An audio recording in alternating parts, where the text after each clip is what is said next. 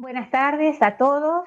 Ahora estamos en la mesa en la cual vamos a tratar el tema de tromboelastometría. Quiero agradecer a todo el auditorio por estar presentes en este congreso, en esta modalidad virtual, y a los profesionales que van a hablar en esta mesa, que son la doctora Estela Lavalle y la bioquímica clínica Natalia Amor. Elegimos este tema porque es un tema que no es nuevo, no podemos decir que sea nuevo, pero verdaderamente está en auge últimamente porque tiene varias aplicaciones y la verdad que presenta ventajas con respecto a otras metodologías, como lo van a hablar muy bien las especialistas en este tema. En principio, la bioquímica clínica Natalia Amor nos va a hablar de las generalidades de la metodología y luego la doctora Estela Lavalle, que tiene mucha experiencia en este tema, nos va a hablar de algunas de las aplicaciones de la tromboelastometría.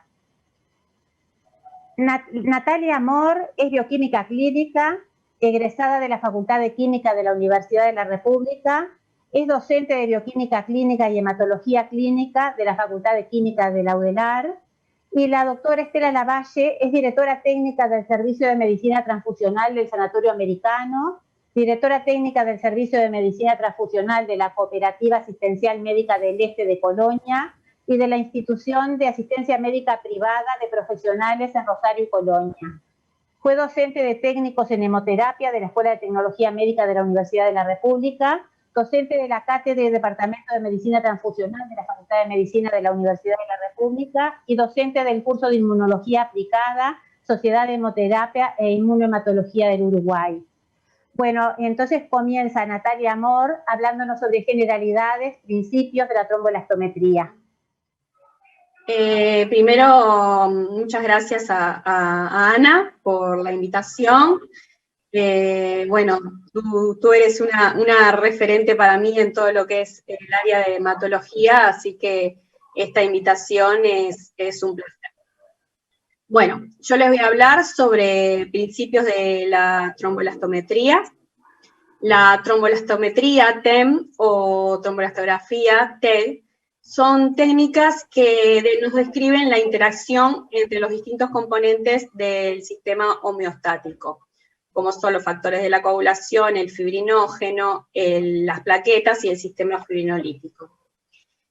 Estas metodologías evalúan en tiempo real las características cinéticas y viscoelásticas del coágulo, por lo que van a ser herramientas útiles en el manejo del sangrado.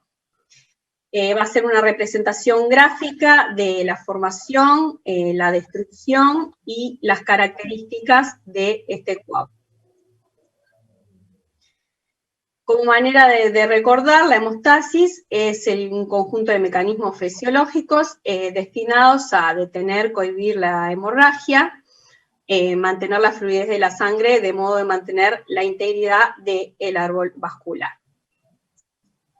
Tradicionalmente evaluamos la hemostasis por pruebas convencionales como son el tiempo de protrombina, el tiempo de tromboplastina parcial activado, el fibrinógeno y el recuento plaquetario.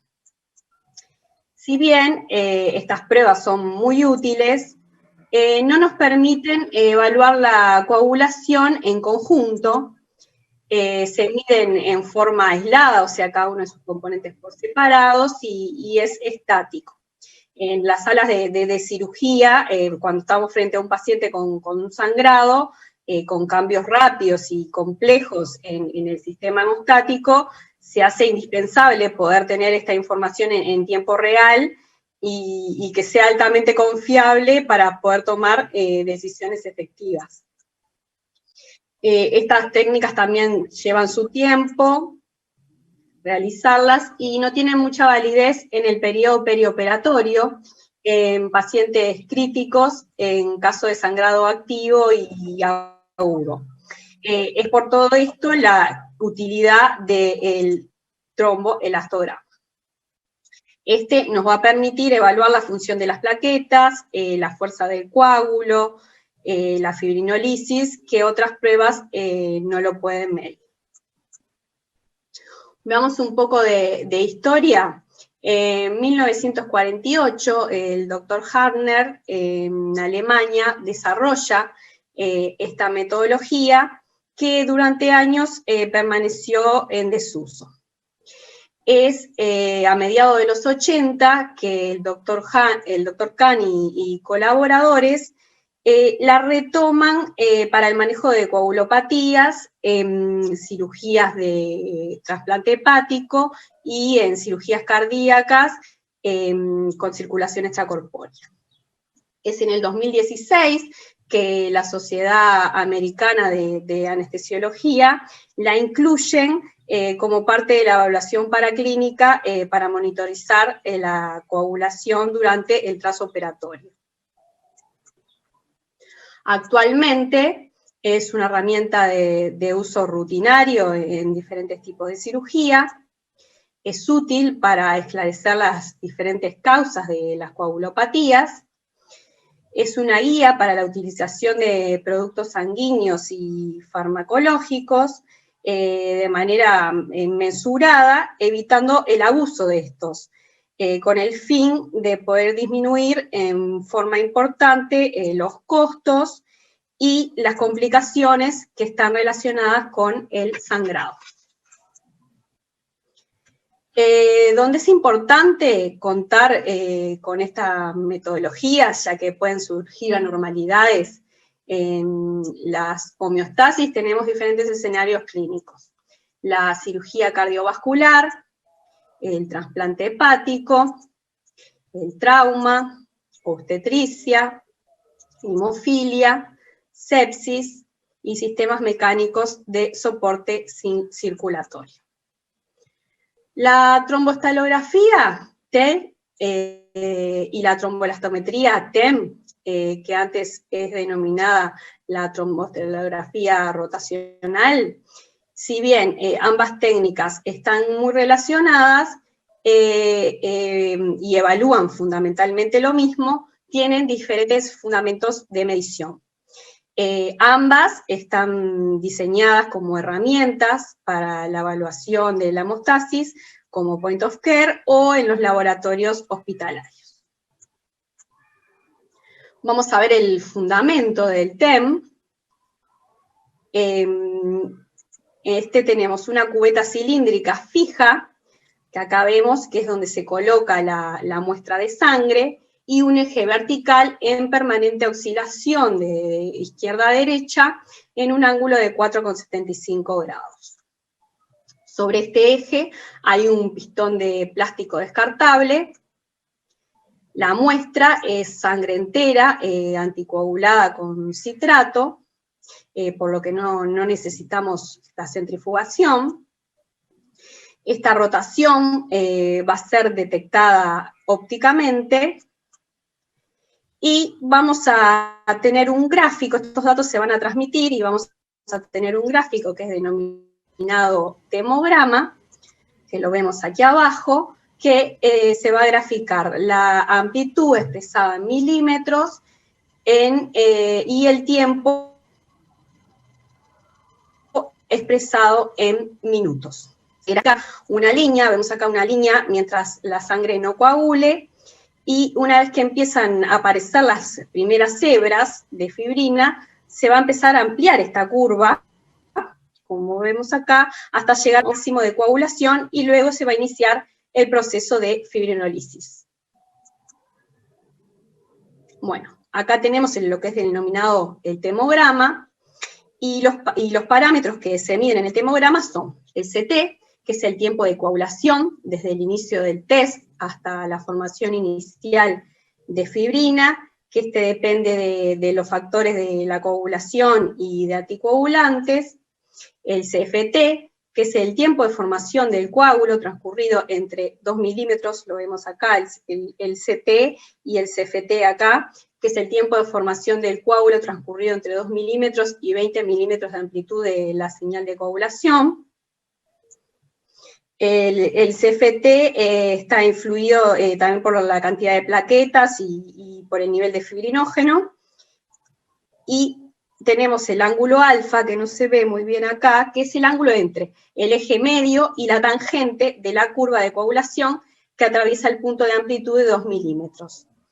Y nos da una indicación de la velocidad de formación del coágulo. Cuando tengamos un ángulo alfa disminuido, este nos indica un estado de hipocoagulabilidad. Y es un parámetro que está relacionado con el CFT. También tenemos el MCF, que es la firmeza máxima del coágulo, que es una medida de la firmeza y de la calidad del mismo. Los factores que influyen en este parámetro son las plaquetas y el fibrinógeno, el factor 13, la presencia de fibrinolisis. Si tenemos un MCF bajo, nos indica una baja firmeza del coágulo y por lo tanto vamos a tener un potencial riesgo de un sangrado.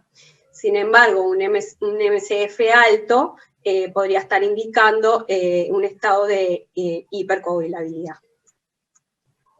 También tenemos el AX, que es la firmeza del coágulo de un cierto tiempo X luego del CT. Este es un parámetro que nos predice el MCF y nos permite que en ese tiempo, que puede ser a los 5, a los 10 minutos, ya sepamos cómo va a ser el coágulo en su máxima resistencia. Entonces vamos a poder tomar decisiones terapéuticas precozmente. Tenemos también unos parámetros de lisis, como es el Li30 y el ML, que los vemos acá al final, el Li30 y el ML. El Li30 es la reducción de la amplitud máxima a los 30 minutos, y el ML es la lisis máxima. Y como dijimos, son parámetros de lisis que van a hablar de cómo se degrada este coágulo. Bueno, esta metodología TEM tiene 5 ensayos que nos van a permitir realizar 2 análisis generales y 3 análisis específicos.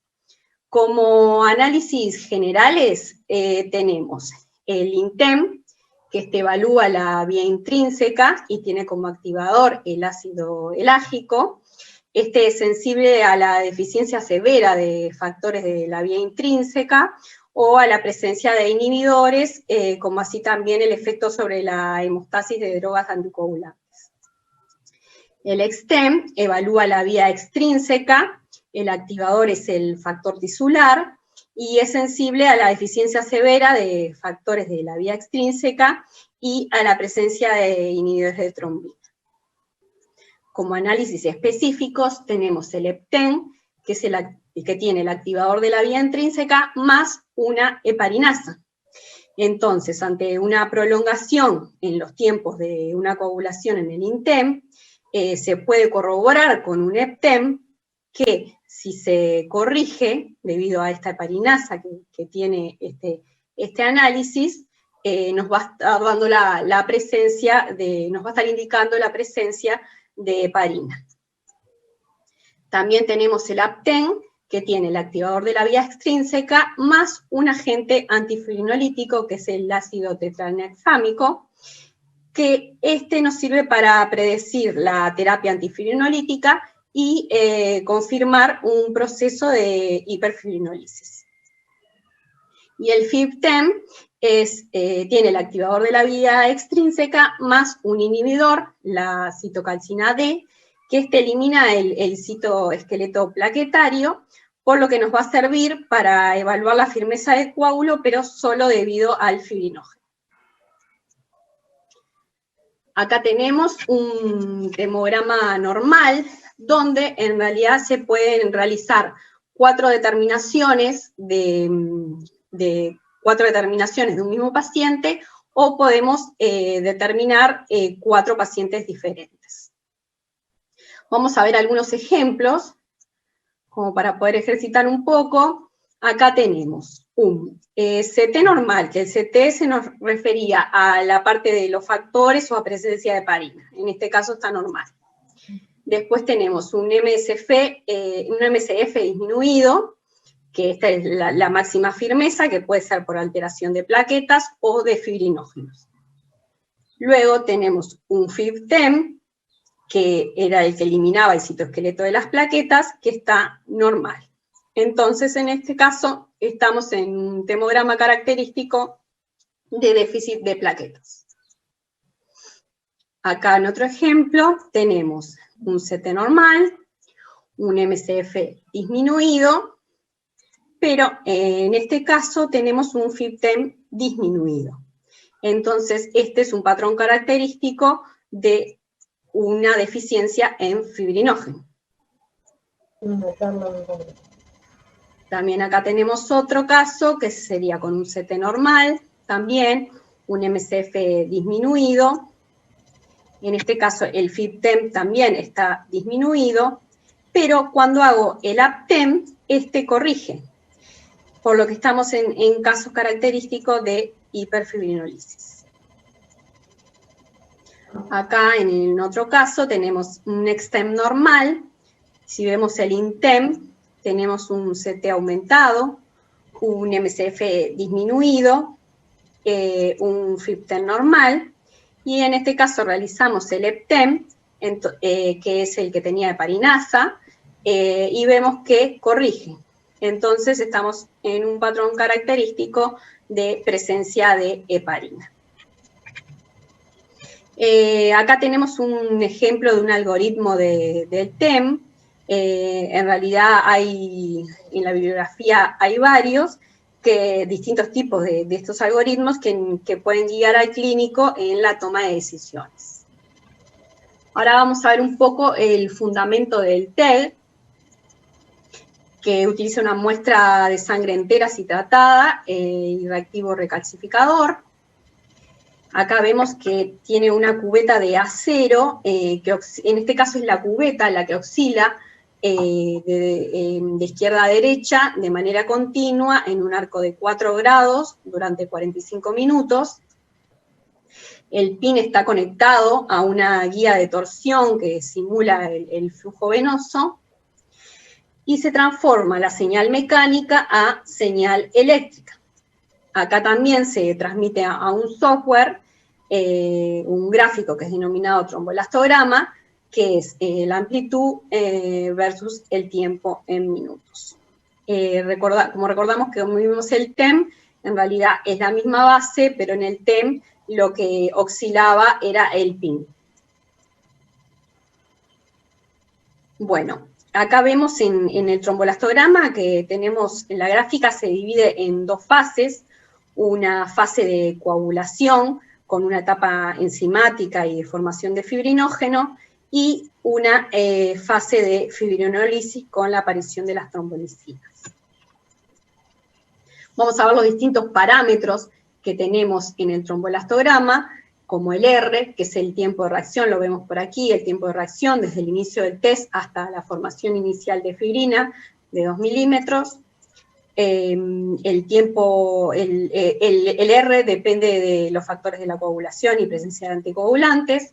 El K es el tiempo de apertura transcurrido entre 2 milímetros y 20 milímetros de amplitud de la señal de coagulación, que va a depender de las plaquetas, del fibrinógeno. Y tenemos el ángulo alfa, que se mide de la misma forma que lo vimos en el TEM, que es el ángulo entre el eje medio y la tangente de la curva de coagulación que atraviesa el punto de amplitud de 2 milímetros. Y nos da una indicación de la velocidad de formación del coágulo. El MA, que lo vemos por acá, es la amplitud máxima y es una medida de la firmeza del coágulo y de la calidad del mismo. Los factores que influyen son la cantidad de plaquetas, el fibrinógeno, el factor 13 y la presencia de fibrinolisis. Otros parámetros, tenemos los parámetros del ISI como el LI30 y el LI60, que el LI30 es la reducción de la amplitud máxima a los 30 minutos y el LI60 es lo mismo pero a los 60 minutos. Ambos identifican la fibrinolisis. También tenemos el CI, que es un índice de coagulación, que identifica un estado normal, hipo o hipercoagulable. Esta es una fórmula matemática que en realidad la hace el fabricante, va a depender de cada fabricante esta fórmula y los valores de referencia. Y tenemos el EPL, que es la lisis del coágulo a los 30 minutos, que esta es una predicción de esta lisis. En el TEL también tenemos patrones característicos. Tenemos en la figura A lo que sería un patrón característico normal. En la figura B se puede observar el R aumentado, que es característico de que indica anticoagulación o deficiencia de factores de la coagulación, sería un patrón hemorrágico. Tenemos también el patrón C, que vemos que tiene un MA disminuido, que indica trombocitopenia y bloqueadores de la función plaquetaria, también es un patrón hemorrágico. Tenemos el D, el patrón D, que tenemos un MA disminuido y se ve una lisis temprana, que esto es indicador de una fibrinolisis primaria, por lo que es un patrón lítico. Luego en la figura E tenemos un R y un K disminuido y un MA aumentado, que se traduce a una hipercoagulabilidad, siendo un patrón trombótico. Y por último tenemos el F, que es característico de un patrón de coagulación intravascular diseminada, hipercoagulabilidad con fibrinolisis secundaria, y el G, que es característico de una coagulación intravascular diseminada en estadio tardío, una hipocoagulabilidad. En estos equipos también se utilizan reactivos específicos, como el factor tisular, que es un activador de la vía extrínseca, que va a ser equivalente al XTEM. Tenemos el kaolin, que es un activador de la vía intrínseca, que es equivalente al INTEM. El abciximab, que es un anticuerpo monoclonal, inhibidor de la glicoproteína 2B3A plaquetaria, que es equivalente al FIBTEM. Y heparinasa, que va a ser equivalente al EPTEM. Como dijimos, también existen distintos algoritmos para el TEG, que va a ayudar al clínico a la toma de decisiones. Acá tenemos una comparación de los parámetros, tanto sean de TEG o TEM, que en realidad tenemos el tiempo de coagulación, que en TEG es el R, y en el TEM va a ser el CT, la cinética del coágulo, que en TEG es el K, y en el TEM es el CFT, el ángulo alfa, que también tiene su correlación, la fortaleza del coágulo, con el MA en el TEG y el MCF en el TEM, y los parámetros de lisis que también tienen su correlación. Gráficamente miden lo mismo, pero la nomenclatura es diferente. Y para cerrar tenemos como ventajas que utiliza sangre entera y en poca cantidad, realiza una evaluación global de la hemostasia, es un proceso sencillo y de fácil interpretación, y podemos obtener los resultados en corto plazo. Y como desventajas, tenemos que no contempla el endotelio y el factor de von Willebrand, y que tiene una baja sensibilidad a heparinas de bajo peso molecular y anticoagulantes orales y antigangrenantes. Bueno, por acá hemos terminado la presentación con la ardillita, con la sensación de el fin de la presentación. Bueno, muchas gracias, Natalia. Estuvo muy linda, muy clara la presentación. Y quería recordarles que las preguntas las vamos a hacer al final de la presentación de la doctora Estela Lavalle, si es que tenemos tiempo, y pueden hacerlas entrando donde dice hacer preguntas, que está a la derecha arriba, lo van a ver cada uno de los integrantes del auditorio. Bueno, muchas gracias, Natalia, y bueno, y bienvenida, Estela Lavalle, te estamos escuchando. Bueno, buenas tardes para todos. Quiero agradecer al comité organizador por la invitación, desearles el mayor de los éxitos en esta actividad científica con esta modalidad nueva que estamos utilizando todos ahora, obligados por la pandemia, pero que también tiene muchas ventajas, una vez que nos habilita a estar cerca cuando realmente estamos lejos. Bueno, espero que sea esto todo un éxito, lo cual seguramente ya lo están percibiendo ustedes. Nosotros vamos a hablar de las aplicaciones clínicas de la tromboelastografía. Natalia ya habló algunas cosas con respecto a por qué nosotros empezamos a utilizar esta metodología para tener una idea de lo que es la hemostasis en el paciente. Estos estudios, a diferencia de los estudios tradicionales de la hemostasis, tienen muchas ventajas que están vinculadas a cómo hemos venido variando la interpretación y el conocimiento de la hemostasis en el correr de los años. Partimos desde una simple sucesión de hechos enzimáticos para poder explicar un proceso tan complejo que entra dentro de un sistema, dentro del organismo, vinculado con el sistema inmune y el sistema de las quiminas, y el sistema inflamatorio y el sistema inmune. Tratamos de explicar una cosa tan compleja a través de una sucesión enzimática. Y así partimos de una idea, de un modelo de la hemostasis que miraba exclusivamente aquello que tenía que ver con una vía intrínseca, una vía extrínseca y un producto final o una parte final. Después de estudiar e investigar arduamente, hemos incorporado nuevas áreas que intervienen en este proceso sistémico que tiende a la homeostasis del organismo para mantenerlo equilibrado y sano, y hemos conservado y creado nuevos modelos. El modelo global de hemostasis, que salió del modelo a cascada. Bueno, todas estas son intentos que tenemos los seres humanos de explicar cosas que son altamente complejas. La hemostasis es un proceso dentro de la homeostasis complejo, intervienen muchas cosas aparte de los factores de la coagulación, y tener un diagnóstico preciso para saber qué es lo que le está ocurriendo al paciente o qué es lo que le puede ocurrir al paciente es algo que con los test tradicionales era muy difícil de obtener. Nosotros con estos test hemos logrado mejorar bastante para poder hacer un diagnóstico certero, de interpretar qué es lo que está pasando el paciente en determinado momento y en determinado lugar.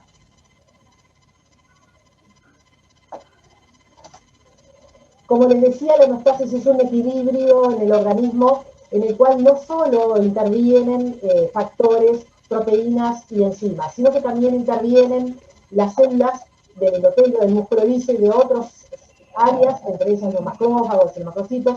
Tenemos componentes celulares también, y tenemos también, por supuesto, lo más estudiado, que es la parte de los factores y de los sistemas, de los demás sistemas que también intervienen en este aspecto, como el sistema fibrinolítico, el del complemento y el de las fibras. Todo eso armonizado de forma tal que garanticen la fluidicidad de la sangre en los momentos en que no existe un daño, y que garanticen la oclusión del sistema vascular en los lugares en donde puede haber una pérdida de sangre.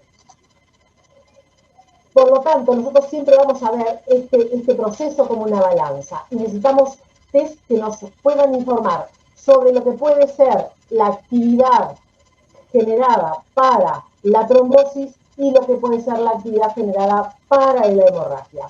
Si bien hay mucha cosa escrita y trabajo publicado sobre la evaluación de la tendencia hemorrágica a través de la tromboelastografía y la tromboelastografía, también se puede usar para evaluar una tendencia y predecir una tendencia trombótica en los pacientes. Entonces tienen acá ustedes en esta diapositiva cómo estamos dentro de lo normal en el centro, y esta metodología nos permite, viendo determinados parámetros, que ya habló de eso Natalia muy bien, una tendencia hasta la hipocoagulabilidad o una tendencia hasta la hipercoagulabilidad. ¿Cuándo aplicamos esto? Cuando necesitamos un diagnóstico preciso en situaciones de alteración de la hemostasis en forma compleja. Ante un trastorno de la hemostasis que no esté claramente definido, cuando esa aclaración sobre el diagnóstico debe ser rápida y concisa, y cuando exista un sangrado crítico. Estas son las situaciones en las cuales más frecuentemente nosotros aplicamos esta metodología en la clínica. Ahora, las indicaciones para utilizar esta metodología están basadas en tres áreas bien diferentes. Se puede dar una de ellas, o se pueden dar dos de ellas, y se pueden dar las tres conjuntamente. Hay características del paciente que pueden hacernos necesario recurrir a este tipo de metodología para hacer un diagnóstico paraclínico, o algunas que tienen que ver con el tipo de procedimiento que vamos a hacer, y otras que tienen que ver con la reposición hematimétrica, con la actividad de uso de sangre con fines terapéuticas que hemos utilizado en ese paciente para corregir la patología clínica. Entonces, así ustedes pueden ver cómo acá hay factores que tienen que ver con el paciente. Hay un determinado perfil de paciente que se sabe que tiene mayor tendencia en sangrado. Por ejemplo, las mujeres, pequeños, añosos, con anemia previa. Hay toda una serie de condiciones, que acá las tienen detalladas, que hacen que el riesgo de sangrado de por sí en ese paciente sea mayor. También, por supuesto, tiene este aspecto que ver con aquellas características anteriores o secuelas que tenga porque está usando un anticoagulante o de déficits congénitos que tenga determinados factores que lo hacen un individuo que tiene una tendencia a la hemorragia mayor. También tenemos factores que tienen que ver con el procedimiento o el proceso que le vamos a hacer al paciente en ese contexto. Por ejemplo, hay situaciones como la cirugía cardíaca en la cual se usa una circulación extracorpórea, que el uso de ese equipo determina una serie de condiciones que alteran la hemostasis, en lo cual nosotros sabemos que vamos a provocar al conectar al paciente a una situación de esas. También tenemos en esta situación otro tipo de situaciones que provocamos nosotros, el procedimiento que nosotros estamos utilizando o haciendo, como tiene que ver el uso de algunos anticoagulantes específicos. Y después, por otro lado, tenemos los factores que tienen que ver, que son relativos al proceso, que tiene que ver con algoritmos para la reposición, para determinar algún tipo de proceso arterial que vamos a reparar. Por lo tanto, esas son las tres áreas y la utilización de los mecanismos para reponer van a hacer que estemos condicionados a todo aquello que desencadena la transfusión masiva cuando la aplicamos en un paciente. Nosotros estamos poniendo sangre, pero la sangre que nosotros estamos poniendo no es la que tenía el donante en su momento original, sino que es aquella que tiene que ver con un proceso de conservación en el cual nosotros le agregamos anticoagulantes y conservantes, que estos de por sí pueden, en alta cantidad y volumen aplicados, pueden de por sí alterar la hemostasis del paciente. Estamos buscando en unos casos, transfundiendo mucha cantidad de plasma, corregir un trastorno por falta de eficiencia de la coagulación, y por el otro lado, estamos transfundiendo con esos plasmas citrato de sodio, que es el anticoagulante que utilizamos, el cual también va a generar un problema en la hemostasis. Por lo tanto, la reposición masiva, que es lo que se requiere en aquellos casos de sangrado crítico, también nos va a generar un problema en la hemostasis global del paciente. Nosotros, en cuanto a los procesos que tenemos que ver que desencadenan estas alteraciones complejas de la hemostasis, hay algunos ítems que se dan en forma sistemática en estas situaciones. La hemodilución, diluir al paciente por el aporte de soluciones cristaloides o coloides, hace que la cantidad de células que intervienen en este proceso y los factores y las proteínas y enzimas disminuya. Por lo tanto, esto de por sí va a generar un hándicap en este tipo de pacientes. El consumo de factores que se producen en este tipo de patologías o en este tipo de procedimientos hace que inicialmente se estimule la hemostasis hacia el lado de la coagulación, y eso hace que al sostenerse en el tiempo, esta hemostasis para mantenerlo, vaya consumiendo los factores que el individuo produce de una forma mucho más elevada a la que él los puede regenerar.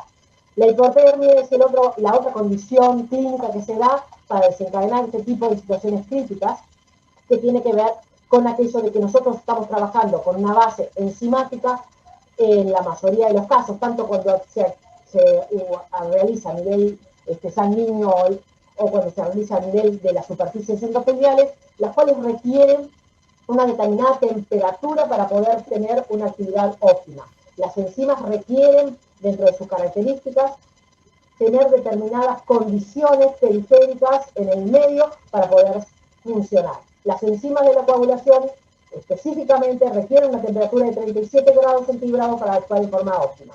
Por lo tanto, todas aquellas situaciones que pongan al paciente en una hipotermia van a generar de por sí una alteración exclusivamente por este mecanismo también, que cuando se suma a los anteriores agrava el proceso. Y las alteraciones metabólicas que tienen que ver con el calcio y determinados iones, y otra vez la multitransfusión en este aspecto tiene su impacto. ¿Por qué? Porque nosotros le aportamos al paciente al reponerlo mucho un quelante de calcio, que es el citrato de sodio. Por lo tanto, esto puede alterar, y el calcio se necesita, es el factor 5 de la coagulación, como ustedes bien se acuerdan. En los procesos en los cuales nosotros clínicamente utilizamos esto mayoritariamente es en aquellas cirugías, en aquellos procesos que nosotros desencadenamos y sabemos que vamos a desencadenar esta alteración. La cirugía cardíaca, como es una cirugía a la que se realiza a cielo abierto y se requiere la utilización y la circulación extracorpórea, determina por el contacto de la sangre con estos equipos que son plásticos, si bien son bioamigables, igual siguen desencadenando una activación sobre los factores de la coagulación, específicamente sobre el fibrinógeno y una adherencia especial de las plaquetas sobre los mismos. Esto hace que durante este proceso, de por sí, ocurran procesos de alteración, además de la anticoagulación que se requiere para meter a estos pacientes en estos circuitos. Por otro lado, el otro factor que interviene en esto es aquellos factores que de por sí van a generar un sangrado independientemente de la alteración de la hemostasis que estamos generando. Y este sangrado puede ser mecánico porque se rompe algo, porque se corta algo que no se debía cortar o no se tenía la intención de cortar, o porque de esta forma nosotros podemos discernir y ver que si el sangrado realmente es por un trastorno médico, un trastorno que no tiene que ver por una causa mecánica, y lo podemos discernir con este mecanismo. Y después, la utilización de este tipo de metodología para hacer un diagnóstico claro de lo que ocurre en el momento con el paciente, nos permite ajustar, como bien habló Natalia, a través de algoritmos, nos permite ajustar la reposición que vamos haciendo de una forma más racional, más ajustada con mejores resultados. También nos permite, una vez que hacemos esa reposición, observar a la repetición del trombolastograma de ver si tuvimos éxito con el tratamiento que implicamos. En la hemostasis a nivel de la circulación extracorpórea, en la cirugía cardíaca, genera alteraciones porque produce procesos de hemodilución, tanto celular como proteico, como le decía. La hipotermia está siempre presente porque es un mecanismo de ayuda para poder mantener sin hipoxia a ese miocardio funcionante, y muchas veces la reinfusión de sangre agitada del cambio operatorio cuando usamos un recuperador de sangre o cuando nosotros transfundimos en forma muy importante, muy cantidad de volumen, podemos generar esas alteraciones sobre esa hemostasis ya alterada de por sí. El otro aspecto en el cual nosotros podemos utilizar este tipo de metodología para que nos ayude con los diagnósticos de la hemostasis y nos guíe en la terapéutica, son los casos de la cirugía hepática. La cirugía hepática es una cirugía de alto volumen, es una cirugía de alto riesgo sangrante, y los pacientes en general vienen con un hígado insuficiente y por lo tanto carecen de los factores de la coagulación en forma adecuada. Ustedes no olviden que la mayoría de los factores de la coagulación los produce el hígado. Acá tenemos un hígado no funcionante, y en los casos del trasplante hepático y la cirugía hepática de gran porte, debemos, por un tema de proceso durante la cirugía, tener una parte de la cirugía que se llama anhepática, en la cual se clampean las arterias que van para el hígado, y de esa forma se entra todo el organismo en estado de incoagulabilidad. Esto nos puede llevar a una transfusión masiva, porque si no entendemos que la hemostasis está alterada porque lo estamos provocando y porque lo que nosotros conocemos es lo que estamos produciendo, podemos tender a interpretar como que es una alteración propia del paciente y no provocada por nosotros, y tratar de reponerlo. A la vez, al desclampeo, toda esa sangre que estaba fuera del circuito hepático va a volcarse y va a generar un trastorno importante sobre la hemostasis, generando una hiperfibrinolisis que se puede agravar con la reposición que nosotros hagamos. Esto, el uso del trombolastograma en esta cirugía también nos permitió controlar aquellos casos en los cuales teníamos un riesgo trombótico. Porque usted me dice, bueno, estamos hablando de cirugía altamente sangrante y esta mujer me habla de riesgo trombótico. Pues sí, esta cirugía tiene esa característica que el cirujano está manipulando pedículos pequeños que van a entrar y salir del hígado, y es crucial que esos pedículos estén viables y no se trombosen. Como esto es un mecanismo muy, muy fino y muy sobre la cornisa, podemos pasar rápidamente de un estado de hipocoagulabilidad con un sangrado más importante y una no coagulabilidad en los test tradicionales, a un estado de hipercoagulabilidad con el riesgo de oclusión del paquete arterial hepático. Por lo tanto, la aplicación en este tipo de cirugía para nosotros ha sido sumamente útil. En estos casos, como le decía, el sangrado masivo que se puede ocurrir, que pueden verlo, se puede agravar por la dilución de los cristaloides y coloides que usamos para mantener esa hemodinamia y esa perfusión, y en relación a la politransfusión por el aporte masivo de citrato de sodio, que es un quelante del plasma. Esto hace que se produzca dilución de factores de la coagulación y de las plaquetas. Esto genera por sí una coagulopatía que hay que conocer y puede terminar produciendo un sangrado a nivel de la microvasculación. En el otro lugar donde situación clínica que aplicamos este tipo de técnicas es en el politraumatizado grave. Y su utilización en este tipo de pacientes nos ha permitido identificar una coagulopatía que aparece vinculada al trauma, que aparece desde los primeros momentos del trauma, que una vez detectada hay que corregirla rápidamente, porque si la dejamos evolucionar, conjuntamente con la hipoxis y la acidosis, nos llevan a una fibrinolisis generalizada, etapa en la cual el sistema ya no puede responder y puede pasar a una fibrinolisis irreversible. Por lo tanto, el uso del tromboelastograma nos permitió detectar y saber que había esa coagulopatía vinculada al trauma y nos permitió aprender que tendríamos que corregirla rápidamente ya desde el momento en que detectamos el paciente con el trauma. En esa situación, la agresión de por sí genera una respuesta local con liberación de citoquinas, macrófagos y células endoteliales. Estos tres sistemas, el del complemento, el de la inmunidad y el del sistema vascular, actúan en forma conjunta y generan una alteración de la hemostasis. Esta alteración de la hemostasis, si no detectamos esa coagulopatía vinculada al trauma,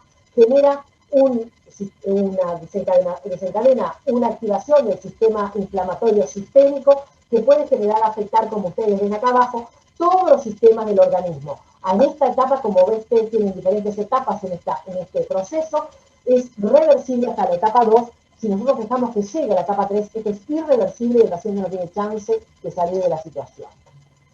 Esta metodología nos permitió generar estos algoritmos que son una guía interesante que junto con el conocimiento y la clínica y la situación y el aprendizaje del médico actuante, del hemoterapeuta en el lugar vinculado al equipo terapéutico y quirúrgico, hacen que este mecanismo, esta herramienta útil, se pueda aplicar inadecuadamente. Hay trabajos a nivel internacional en el cual han querido sustituir la evaluación del médico hemoterapeuta en el lugar por exclusivamente la aplicación de estos algoritmos y de este equipo, y no han tenido buenos resultados. El equipo es una herramienta más dentro del arsenal que tiene el médico hemoterapeuta para resolver qué va a hacer con el paciente.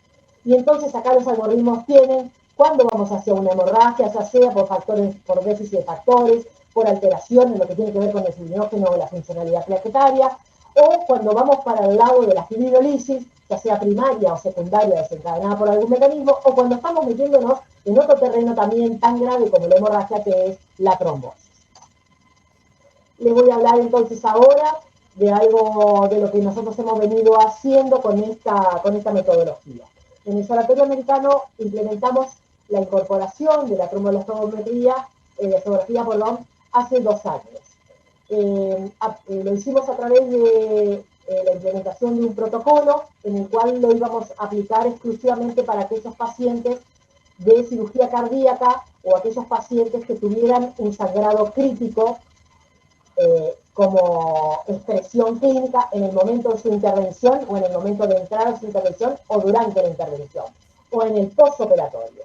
Lo aplicamos con ese criterio, solo entraban en el trabajo aquellos pacientes que tuvieran un sangrado crítico activo evidente. Tenemos después de esta revisión, incluimos en este trabajo a 135 estudios realizados en 130 pacientes.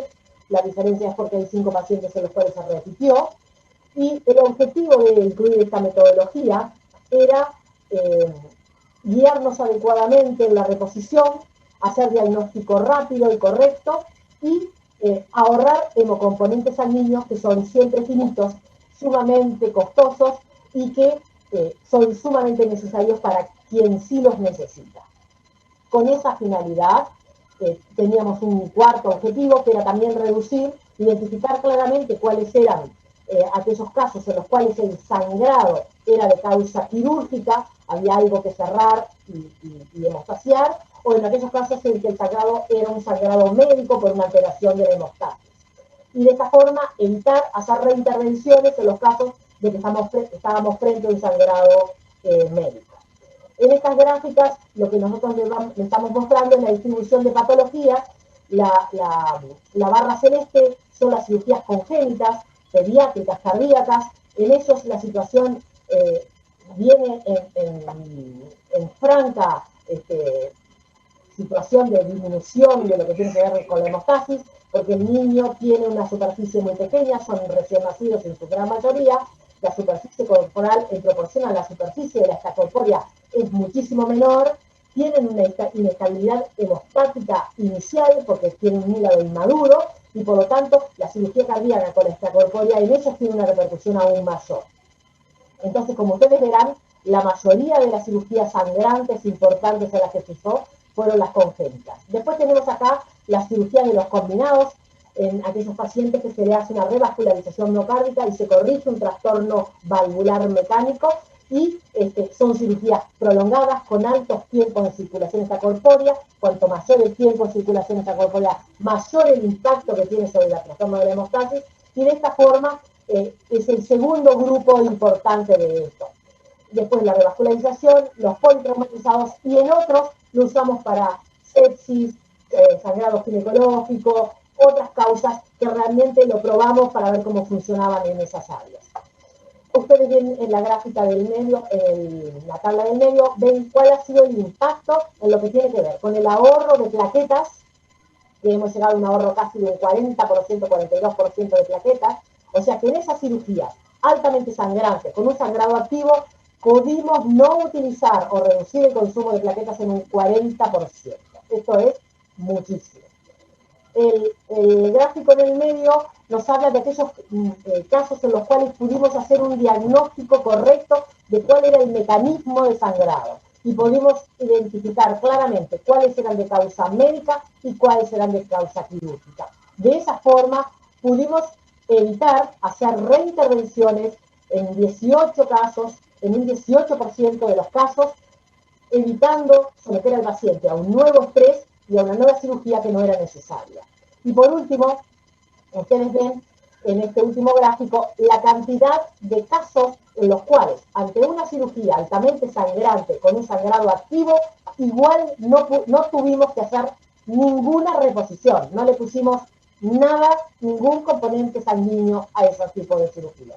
Por lo tanto, el impacto que ha tenido en el último gráfico, ustedes ven la proporción de lo que sí usaron plaquetas y no usamos plaquetas en los casos que le decía que aplica para el protocolo. Por lo tanto, nosotros queremos mostrarles que realmente para nosotros es una herramienta válida, que es sumamente útil, que esto no solo ahorra hemocomponentes, tiene un impacto desde el punto de vista de la salud para el paciente, le evita una cantidad de riesgos y consecuencias a mediano y largo plazo, así como para todo el equipo de salud, para poner y tener disponible estos hemocomponentes para quien sí lo necesita. Y por supuesto, para el lado financiero, porque nosotros necesitamos recursos para poder atender bien a los pacientes, y los recursos tienen que ser siempre finitos y tienen que estar bien utilizados para hacer un uso ético de los recursos en salud. Espero haber sido lo suficientemente clara, quedo a las órdenes y estoy abierta para las preguntas. Gracias. Muchas gracias, Estela, a ti. La verdad que muy linda la presentación, muy clara y muy completa. Aparte, muy puntuales las dos, la verdad que bien cronometrado. Bueno, y una pregunta, Estela, que mira, para ti, que es sobre si hay experiencia en el país de uso para control de tromboprofilaxis. Es un área que me apasiona porque, como bien les decía, toda la bibliografía o la mayoría de la bibliografía está orientada a utilizarlo para el sangrado. Nosotros, si bien lo aplicamos con ese criterio, en ese protocolo, lo hemos aplicado en algunos pacientes que tienen una tendencia trombótica más importante o tienen antecedentes que los ponen en riesgo de trombosis. Lo hemos aplicado, pero el número ha sido muy bajo, esto que hablo de aproximadamente 10 o 11 pacientes, en los cuales pudimos evitar hacer una reposición y pudimos, porque ya el paciente estaba en un riesgo trombótico, y pudimos implementar, aplicarle medidas de anticoagulación a posteriori de la cirugía que se iba a implementar. A nivel internacional hay pocos trabajos, pero han sido muy buenos. Yo creo que es una buena área de aplicación porque es bastante predecible cuando marca el riesgo de trombosis, de hipercoagulabilidad, y me parece que debería ser aplicado, un área de aplicación importante podría ser perfectamente el trauma y la cirugía traumatológica, que es una cirugía que de por sí tiene mayor riesgo trombótico. Y otra pregunta, Estela, es ¿dónde te parece que debería estar el equipo que es mejor utilizado? ¿En el blog, en el laboratorio? ¿Dónde daría más resultado? Estos equipos se llaman point of care, están diseñados para ser utilizados en el área del blog quirúrgico. Esa es su mejor utilización cuando tú lo enfocas al sangrado, solamente evaluar sangrado. Ahora que si tú estás pensando en aplicarlo para evaluar hemostasis, tanto para el sangrado como para la parte de hipercoagulabilidad, perfectamente podrían estar en otra área.